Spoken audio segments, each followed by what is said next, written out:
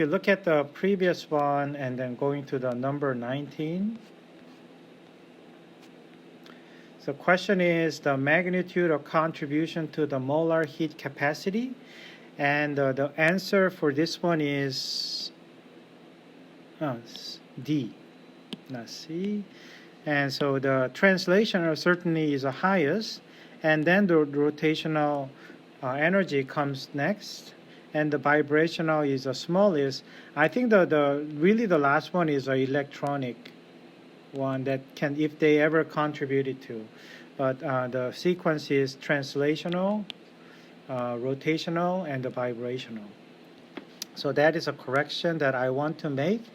And let me get started with the second set of this problem. Okay.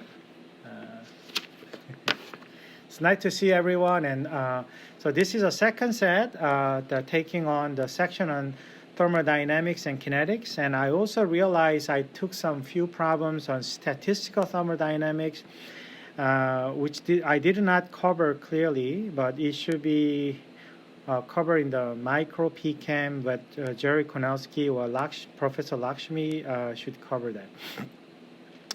Okay, so let me solve the first problem here,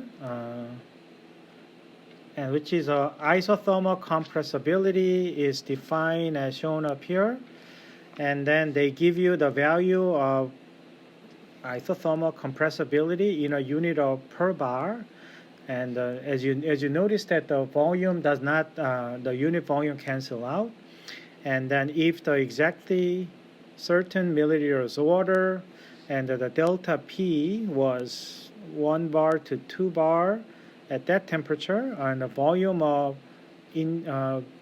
water. So they're asking that volume of the water decrease or increase, or they're asking this delta V, right? And the wording is a decrease, so they want to know the magnitude that is a negative quantity in positive numbers, okay? So how do I use this? And then it's good that they give you they provide us the definition of isothermal compressibility. So what we are looking for is a delta volume, which is shown up here. So that's the one. So let's reorganize that. Minus isothermal compressibility multiplied by volume itself and multiplied by pressure applied. And so minus 5 times 10 to the minus 4, knowing that the unit is 1 over bar and the volume is 1000 milliliter, and the delta P, which is a 1 bar to 2 bar, so 2 minus 1, that's after minus before, which is a unit over bar. And the bar unit cancel out, and then you'll ended up having 5 times 10 to the minus 5 plus 3 milliliters. That is minus 0.05 milliliters. And so this is a decrease by this number. So therefore, the C is a correct answer. Can you guys, my volume is okay for you guys? I can move my... Sounds good. Sounds good. I can move my mic a little bit closer to me. Okay. So okay, let's solve the second problem in the standard question format. And what set of the inequality is true for? Let me use a different color. Reversible, adiabatic, compression. I think the key one is actually compression, and then this is adiabatic. So when you think about it, this is a piston system confined of a certain fixed number of gas molecule, and you are essentially compressing it. Your volume is decreasing, so delta V is decreasing, so therefore work is positive. Right? This is your system, and system is receiving the work. So this should be answer. But also we know that du is Q plus W, whether it's both reversible, fine. And then the adiabatic means this is 0. So the sign of the work reversible is same as sign of delta U.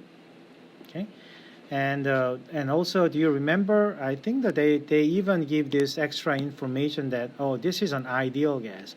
Ideal gas make it the du is just CVDT, dH is just CPDT.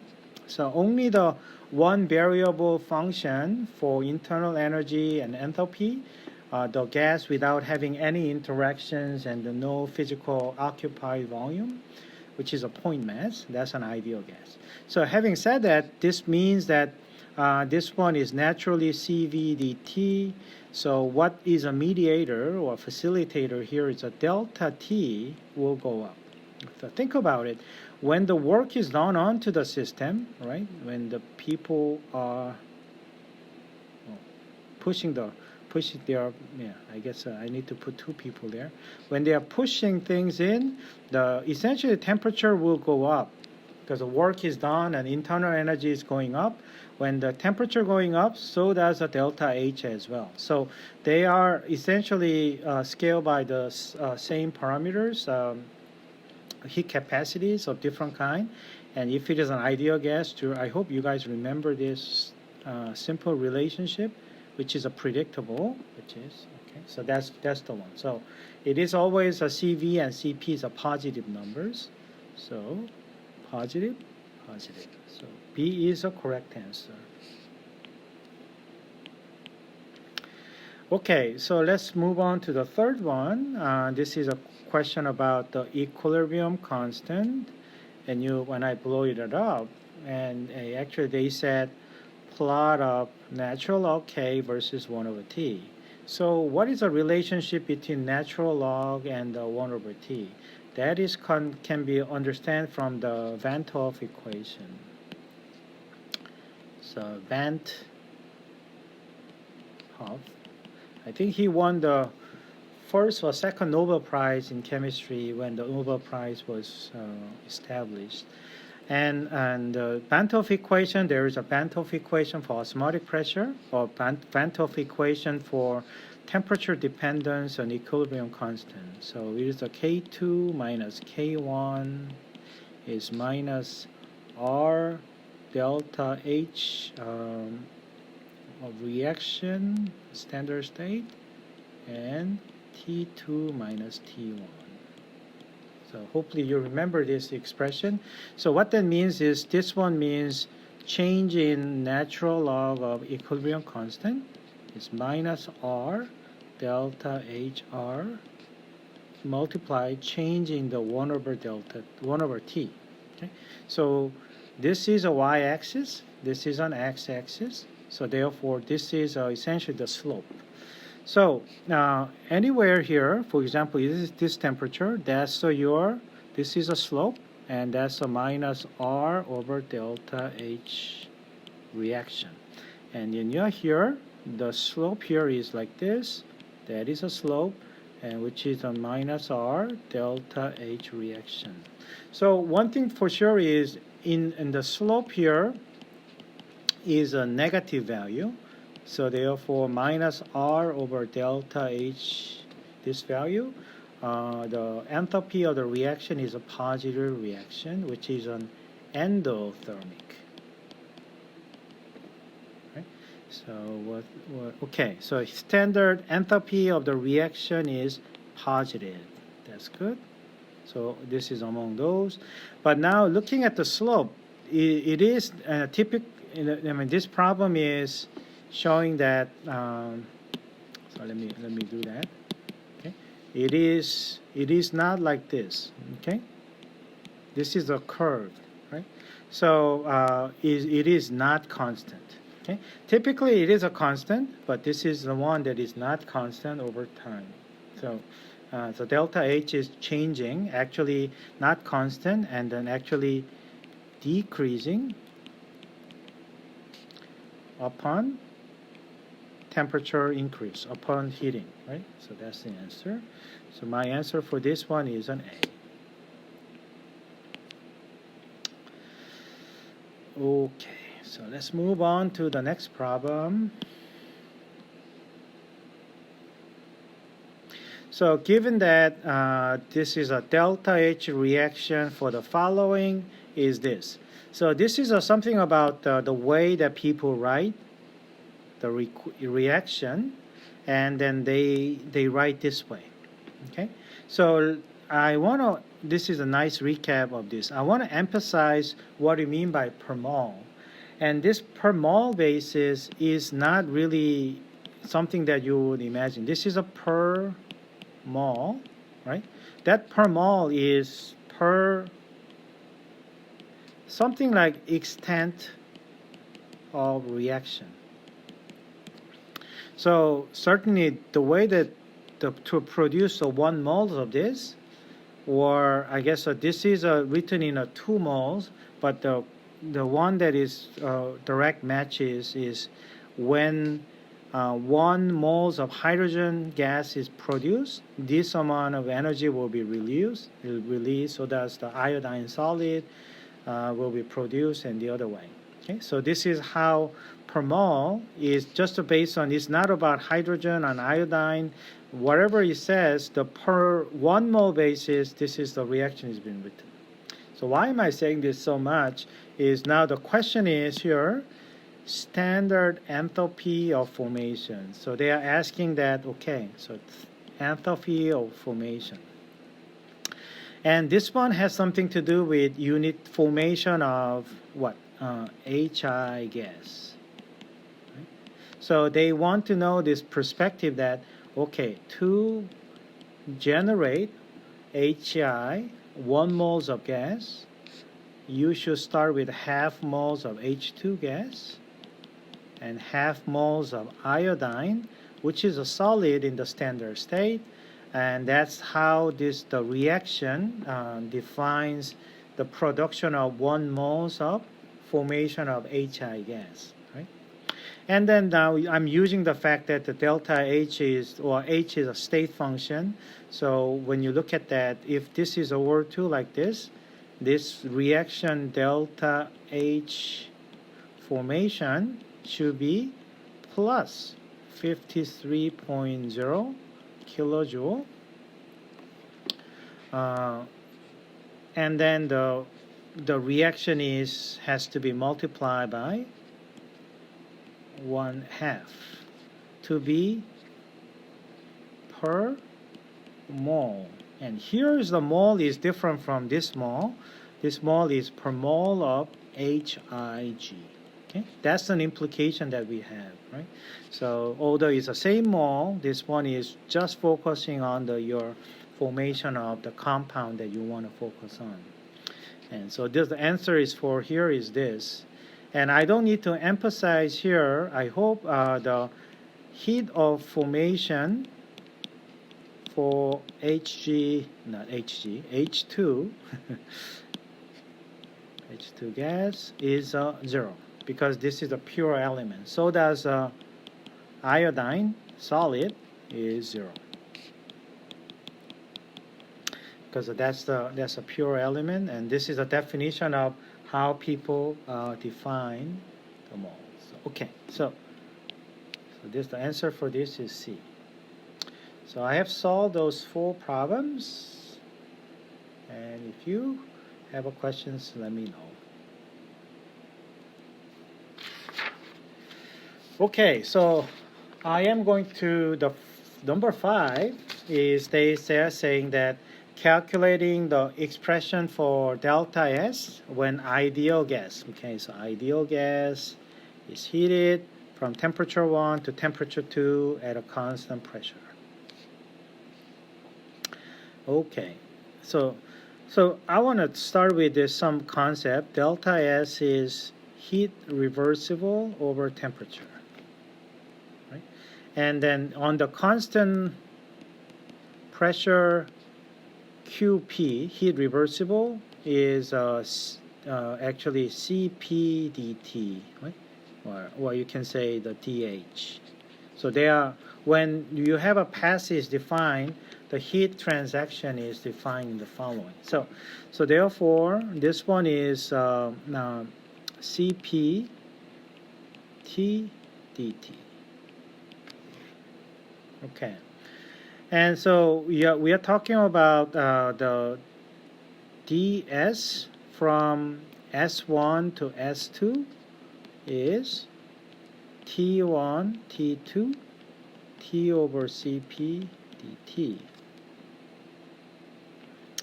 So that's what we mean by delta S. Right? So in here, S2 means entropy at temperature 2, and S1 means entropy at temperature 1. It's just nothing but that notation. Okay, so therefore, I can find this equation shown up there. Okay, you will find this equation showing up here. This is also quite commonly shown up. But that one is, I think, is a nice also recap for me to talk to you about this. This is for at transition, okay? Thermodynamic transition. Here is a vaporization is the expression that we know, and then this one is, I hope you remember, this is an isothermal. Let me just say volume change. Right? Isothermal compression or the expansion, and this is an equation that is useful here, which is those are the two valid equations. So those are the three equations that can be used for. We are talking about within the same phase. Okay, so when exists as a gas, in the I guess a Cp is a heat capacity in the gas state. And then we are using this. We can use this equation as it is. Okay, so therefore the answer is D. Okay, so the number 6, the normal boiling point of a benzene can be calculated. Okay, boiling point. When you say normal means certain, I guess. Standard conditions or normal, I don't know what normal means, like probably 1 bar or something like that. But is at a given point, when somebody gives you pressure, we can calculate boiling point, which is a boiling temperature, right? Can be calculated. And so this is something that you can see that liquid can vaporize into a gas. They can go back to liquid. And this is essentially what we call the boiling temperature. TB is it's an equilibrium with vapor pressure. Right? So vapor pressure P. And so what do we know about this? I think the temperature and the vapor pressure. This is something that has to do with. Remember this kind of diagram? This is a solid, liquid, and a gas, and the line of this slope here, right? This is a pressure and the temperature, I think. Okay, and that's a slope, and this slope is we call the Clausius-Clapeyron equation. That was d ln p dt was RT delta H vaporization. That's a Clausius-Clapeyron equation, which is coming from the Clausius equation, but particularly for the gas and the liquid. In the last class, we talked about the assumption that is involved, which is a volume of the liquid is ignored and gas is an ideal, and so on. So that was the assumption over there. And so using this, so I can say that the ln RT squared, right? So that's P star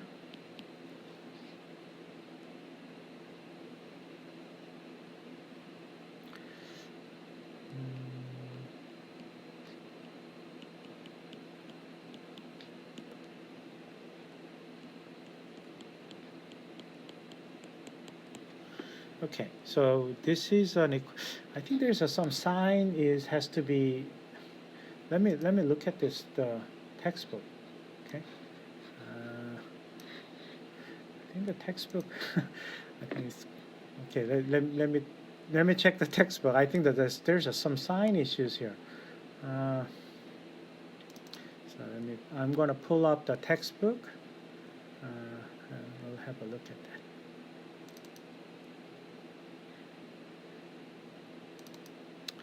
And the Clausius-Clapeyron equation is on the page.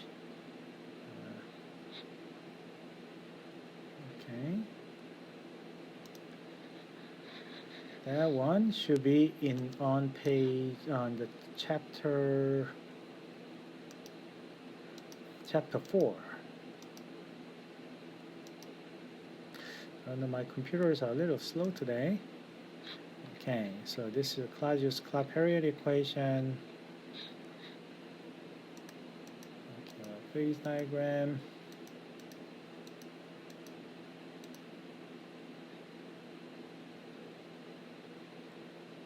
Yeah, that's right. you need a negative sign here. Okay. I will show it to you this.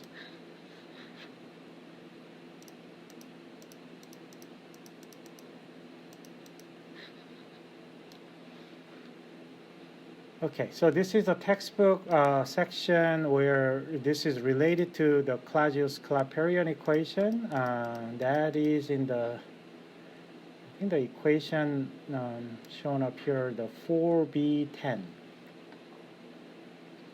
And it has a pressure difference in the log scale is 1 over temperature differences, and the slope is minus delta H vaporization over R.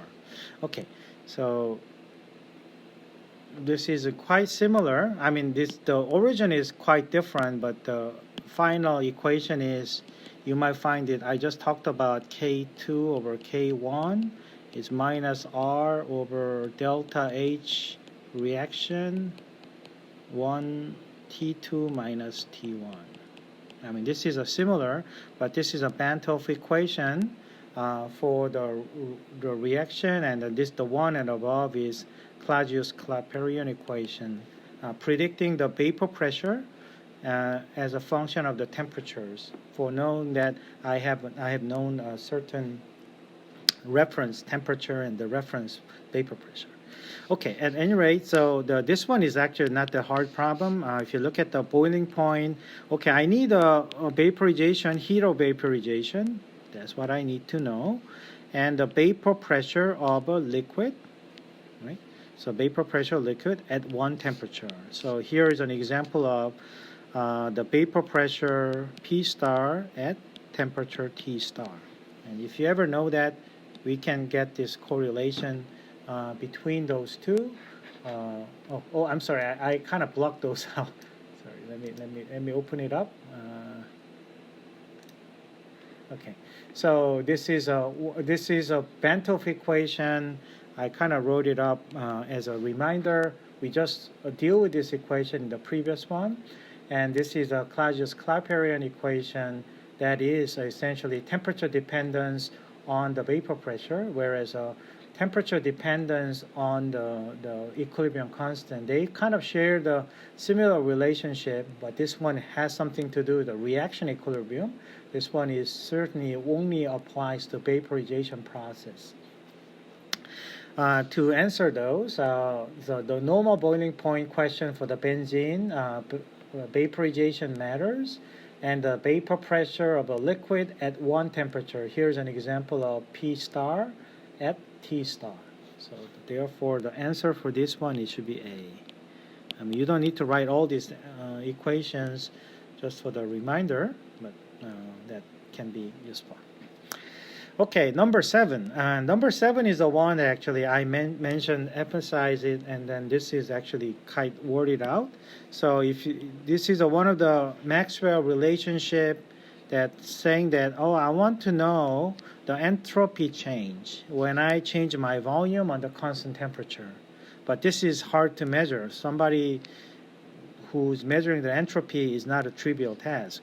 But if you look at the other side, which is the equivalent thermodynamic quantity, is changing the pressure upon changing the temperature, keeping your volume constant.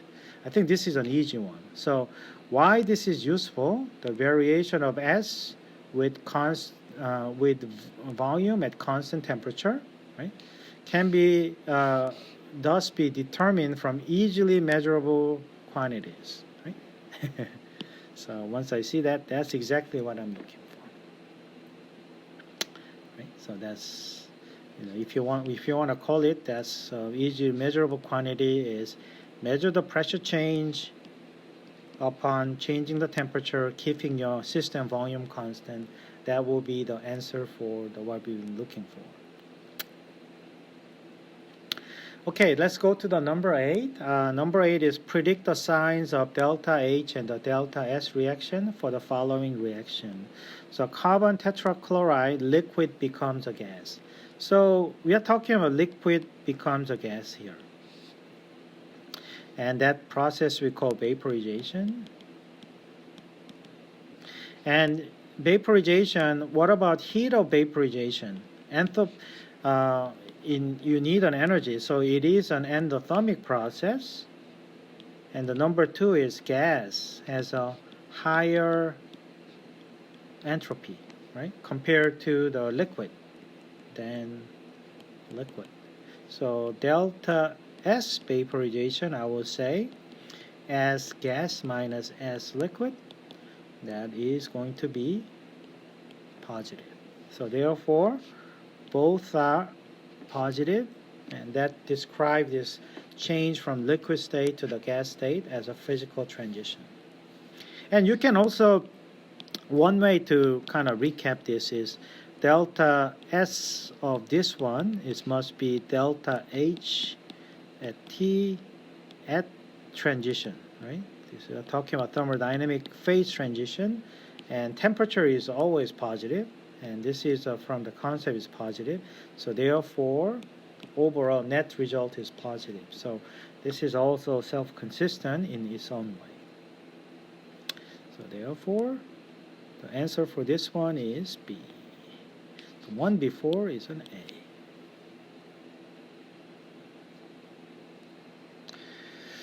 Okay, so let's move on to the number 7 problem. This one is pretty small, so I'm going to blow it up so that you can see. The x-axis here is a temperature, just a simple temperature. Y-axis here is a Cp over T.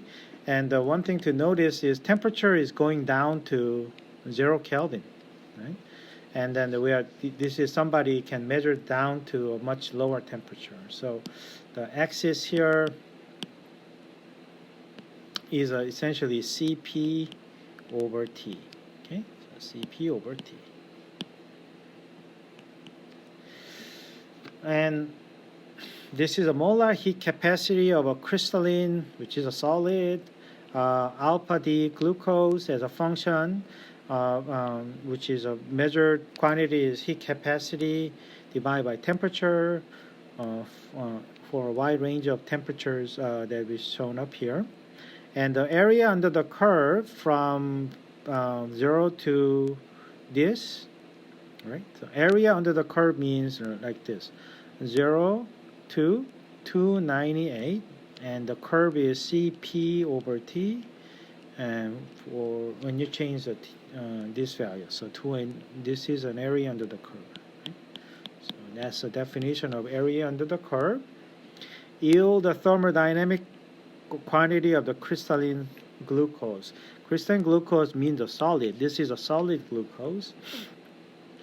And then that means this is something that has ST is ST S entropy at 0, and then you go to the one from the T2 melting transition and CPT dt, and I'm just writing the actual general equation, the melting enthalpy change over melting temperature from melting to boiling temperature, Cp over T dt, and then delta H vaporization over T boiling, and from the T boiling to any T, Cp dt. So we are talking about this is up to solid, and then this is up to this is transition, and then this is up to the liquid region, and this is a vaporization, and this is up to the gas region. And in our cases, we are staying within the solid, so this is what we are looking for here. And what the answer should be for this is an absolute entropy at temperature 298, which is at solid state. Right? So therefore, this is an answer for the absolute entropy. So they are kind of asking you do you understand the concept about how the entropy can be calculated? One other nice, important, probably graphical plot that you might want to remember. This has something to do with the equation that is shown up here. So let's say 0 Kelvin to melting, boiling, and we are talking about entropy, right? Absolute entropy. You start with something looks like this, and at the temperature Tm there is a sudden increase, and then they're going to continue, and then there's a sudden increase, and they're going to continue. And each one of them, for example, this continuous changes is coming from those values, and the other one is the measured value is a summation of the curve, what used to be Cp over T versus temperature, and area under the curve, and we are allowed to understand conceptually the entropy increase upon increase in the temperature that is involved with the phase transition, solid liquid to a gas phases. Okay, number 10. So this is an A. So number 10, okay, so this is a CO2 phase diagram and the pressure versus temperature. The thing that you need to do right away is, okay, for a given pressure, the highest temperature is always a gas, and this must be liquid, this must be solid. This is the first thing that you need to do. And then what would observe when a sample of carbon dioxide was initially at 0.1 bar and 210 Kelvin. So 210 Kelvin is where you are. So this is a 200 Kelvin. So 210 Kelvin is right there, right? So you are at the right there. And the 0.1 bar, this is a 5. This is a 0. So 0.1 is and this is a 10. So 0.1 bar is about probably here. And then they are subject to the isothermal compression to raise the pressure to 15. So they are going to go up to like this. So this is your final state from the before. So what you used to be a gas, now compressing into a solid. So that's what it is. Okay. Yeah, I remember doing the demonstration yeah.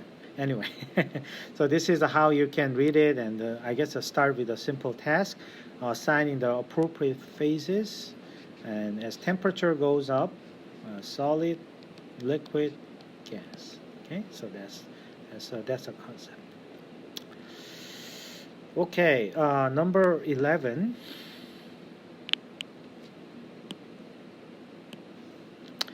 So when the sodium chloride dissolve in a mixture of ice and liquid water, okay, all the originally at 0 degrees C, that's an equilibrium temperature for pure water, and then the temperature for that equilibrium mixture drops. That's what we call the freezing point depression. So which does not occur in the process. So one thing that I want you to immediately write it down is this is a chemical potential issues RT ln XA. Certainly A here is a solvent in a solution, and here I guess we are calling the water, right? So this is do you remember that by being a pure water, 2, which is ln xa is a 0, which is no contribution. So xa is somewhat smaller than 1, but it's in the pretty larger value. And then this ln xa is a negative number. So therefore, mu a is mu a star. They are much lower than that. And that has been emphasized many times. And so that means water is happier in the solution state. But remember that I'm just talking about water, whether being happier than in the solution state. Okay, which means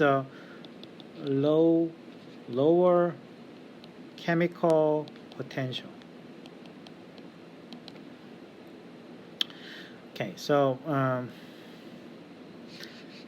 so the freezing point is lower. That's good.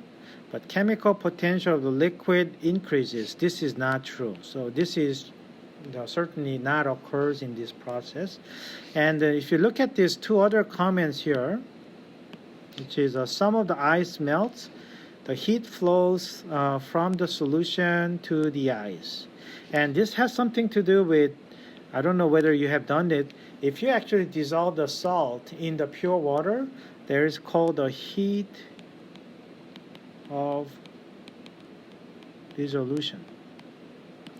Okay, so actually the water is get a little warmer because of the process is actually exothermic by dissolving the salt in the water, and the heat is released to be used for the melt, and then as the B is self-explanatory as it is. But anyway, this is an important concept that chemical potential of your solvent, which is a liquid, should go down, not going up. So this is not true. So therefore, my answer for this should be D. Okay, so I need more spaces for the next one. So let's look at that. This is a diagram. This is what frequently used to calculate different values of entropy change and other quantities. And then this is useful diagram. So if you remember looking at it, the pressure is shown up here, and the temperature in the y-axis. And then assuming the argon behaves like an ideal gas, what is true for step 2? So what is a step 2? This is a step 2. Which is, how do you call this? Isothermal. Isothermal is an easy problem for thermodynamics problem. Okay. When it's an isothermal, what that means is, isothermal means delta T is 0, right? And then it is an ideal gas. So that makes everything is simpler because delta U is 0, so does delta H. So having said that the delta U is 0, so the du in here is 0 because it's an isothermal, and then must be Q plus W. And as you notify, because of this is a state function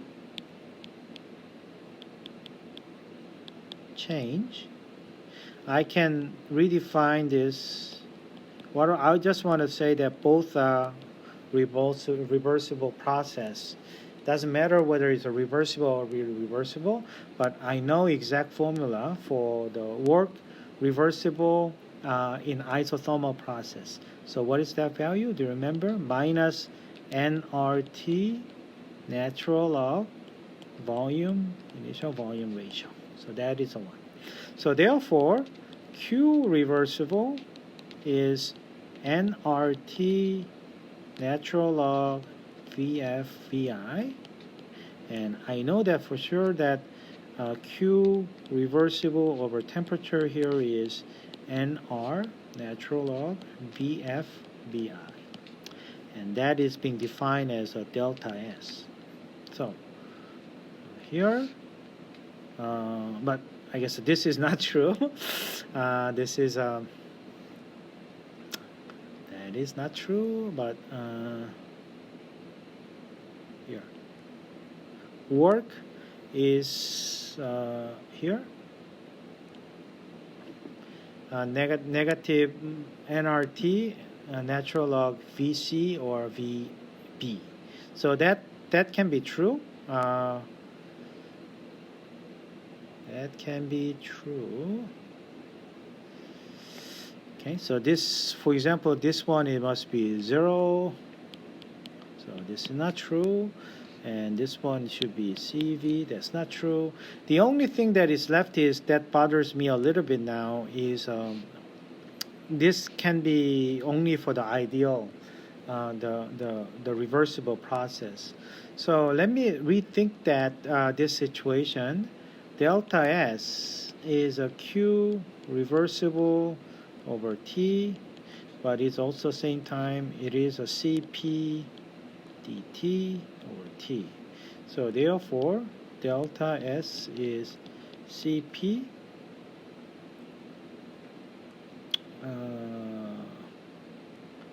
ln T2 minus T1. Okay, so we can relate that into, this is under constant, this is under isothermal process. When there is a pressure changes. So this is only for the true when on constant pressure, temperature change, right? And here we are your B and C, the temperature is to be constant. So this is actually for the case of A to B process. Right? So this cannot be true here. Right? So this is a constant pressure, temperature is changing to T1 and to T2. So therefore, I guess my only, it's not the best one. I wish they could have just provided these questions here as an answer, then there will be a better problem. But among this, C is the best answer for that. And also please note that although the volume difference is not given, we can also equally say this is pressure differences. There's a volume change, isothermal, pressure ratio, volume ratios are inversely proportional. So this could be an answer for the same thing. Because as you know, that PV equal nRT and PIVI is same as PFVF. Right? So their relationship is inversely proportional, so that I can kind of change that to the pressure ratio, but which is an inverse way. Okay. Spend quite a long time here, but the answer for this one is C. Okay, so number 13. Okay. So let's look at this. This looks like a more conceptual problem. So I am writing the case here. 1 moles of gas begins at this temperature with a volume. Now temperature and the volume is expanding it. So gas expansion. There are two processes. One involves irreversible. The other one is irreversible. And then I'm saying that delta U is the same. And why it is? Because the delta U is a final stage minus initial stage, right? And the U depends on the two variable, temperature and let's say volume, right? As long as you know this, the two variable which is well defined, it doesn't matter whether it's a reversible process or reversible process, you will end up getting the same. So this is the same statement that you're looking at here. This statement is correct because delta U is a state function. I think that this is U is a state function, and the initial and final state are identical for both processes. I think That's what they are trying to say here. So I will just leave the things that they are, and let's just keep this one is a correct answer. But you know what they mean is the initial state and final states, the difference is identical, right? And the u is a state function, and the for two different processes, they are identical. Okay, because essentially we are talking about u at 25 degrees C and 10 liter to u at 25 degrees C, 20 liters. If somebody changed this problem to randomly saying this, this is 50 degrees C, and then this is, I don't know, expanded to something like 100 liters, okay? This is maybe more complex process than isothermal. That's fine. The answer is the same here, okay? Because of the nature of u is the state function. So one other way people to say this is another example. Okay, so now let's go to the next problem. Anyone has questions, you can post in the chatting box. I'm constantly monitoring the chatting box here, and then hopefully you can, if you have questions, let me know. Number 14, xenon gas is modeled by hard sphere equation whose pressure is like this. And actually, if you have done the pressure versus volume kind of plot, and this is sort of the can be shown up here. So pressure at hard sphere with RT or nRT over V minus NB. This is similar to the van der Waals equation. We only do not have this second portion, which is N over V squared. Okay, we just simply do not have this portion. Just simplify this problem. But from your project, I hope you have an understanding here. Okay, so I'm here showing pressure versus volume. This is probably that's a ideal gas, which is a P is V or nRT. Okay, but now if I do the hard sphere, so let's say this is a volume of NB, okay, which is a hard sphere volume, and this equation now becomes something looks like this. It's sufficiently large volume. These two curves are indistinguishable, but the steep rise, this is terrible. The steep rise in the volume happens when this thing essentially goes closer to the excluded volume of NB. Okay, so from the wall, this temperature, how does the pressure differ from the that of an ideal gas, right? So this is this red one is P hard sphere, and this one here is P ideal, I guess. Ideal.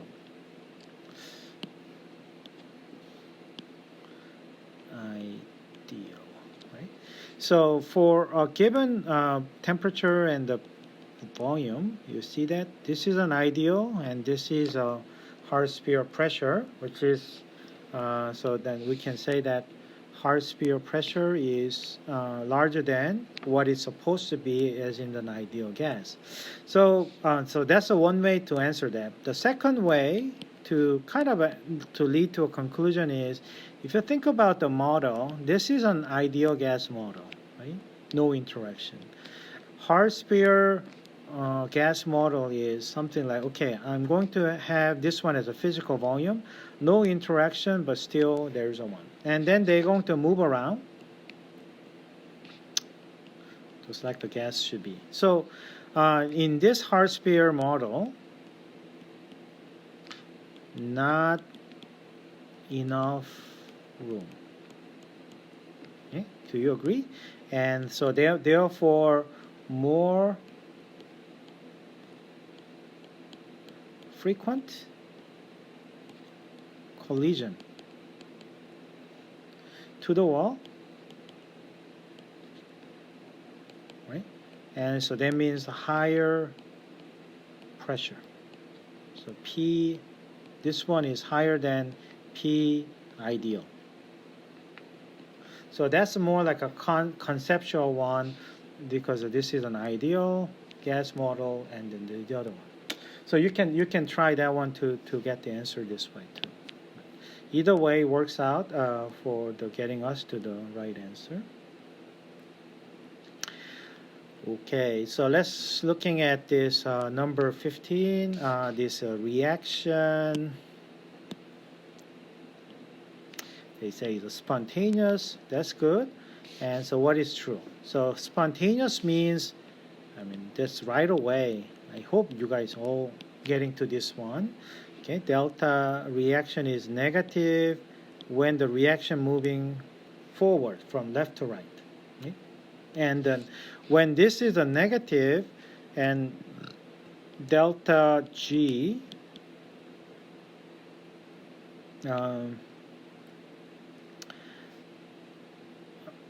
delta G is delta G naught plus RT ln K, and so when this one minus delta G is RT ln K, so therefore your K value is bigger than 1, so which favor the products, right? So it is larger than 1. Those are the ones. And the last one is this electrochemical potential. This is something that I didn't cover in my the electrochemistry portion. The equation that is quite known, and I just give you a little quick tour on this. Electrochemical cell potential is, that's a standard electrochemical potential minus RT mu Faraday constant ln Q, and this is the Nernst equation, and the mu is number of electrons in the transaction for the redox reaction, and in this case is N is 2, F is a Faraday constant, and so on. And this is actually 0 at equilibrium, which means a Q becomes a K. Right? So therefore, it is a K value, and this value is an opposite. So what that means is standard electrocell potential, electric potential, is positive when K is bigger than 1. So that's the one. And this is something that you can make a guess if you haven't look at the electrochemistry. This is essentially what you can measure the voltage in your battery. Okay, so because the reaction is spontaneous, when you bring it out, measure the voltages, it always give you out the positive voltages. But I didn't cover this in detail, so this is something that you make a guess, and then that's the answer for this one. Okay, so number 16, which is okay. Let's talk about cis dichloroethane. So that means dichloroethane. This is a cis, and going back and forth with trans. And the Kp, which is this. So these are the gases that are going to be like this, and this is you can really relate that. Okay, equilibrium, partial pressure. Oh, this is an ice problem. Okay, so I'm going to solve this ice problem with you. Which is, I think that you probably learned from your Chem 1 and then Chem 2. Okay, so what I can write here is, this is a cis trans, and the initial change and equilibrium. So initially you have each monomer is 1 bar. Okay, so 1 bar, 1 bar. And then we are going to lose some. We're going to make some. And the lose some is what is I can predict, because I can kind of make a guess, because pressure-based equilibrium constant is bigger than 1. So they favor the trans over the cis.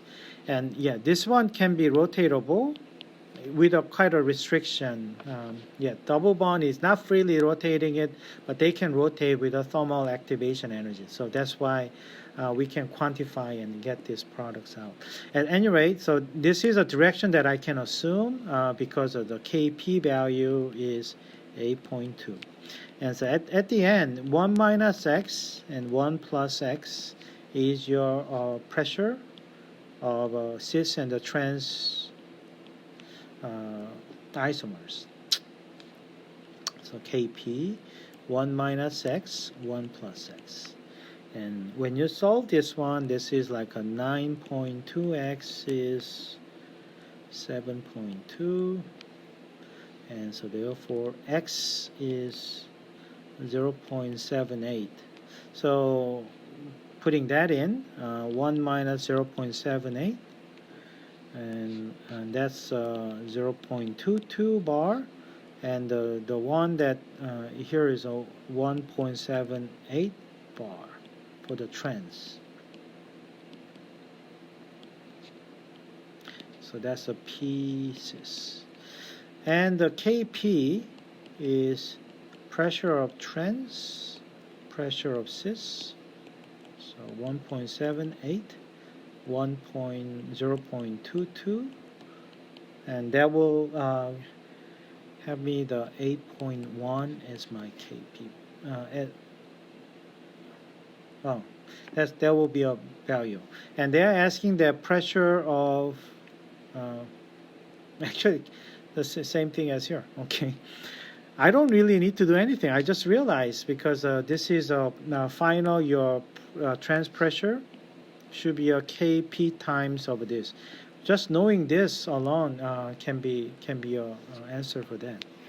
I don't know why I have done through this all along, but this question can be answered in a different way, so you can use this relationship. Okay, so let's so this is an A is the answer. So let's look at this problem, number 17. An excess of a hydrogen is located using the provided mixtures of fluorine, chlorine, bromine, and iodine. And so these are all the gases that is provided, and then with an hydrogen is all there. And then they essentially, which one is a dominant product, they give you this delta reaction value for that. And so, this one is not spontaneous even, right? So the one that is negative spontaneous, they favor this one, whereas this one, they favor this way. So that's the first thing for sure. And the one that most favor is the largest in magnitude in negative numbers. Which product present in the largest concentration? So this one isn't. That's the final product. So HCl is a final product. So this is something that more conceptual problem that I can just answer it by looking at the numbers. Okay.